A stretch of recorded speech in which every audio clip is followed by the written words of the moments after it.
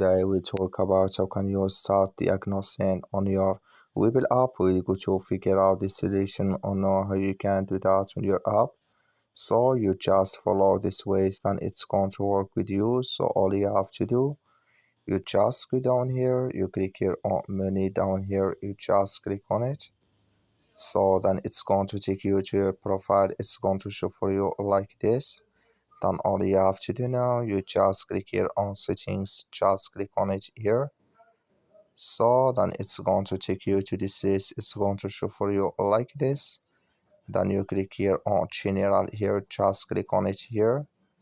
Then you come to next step here. It's going to show for you like this.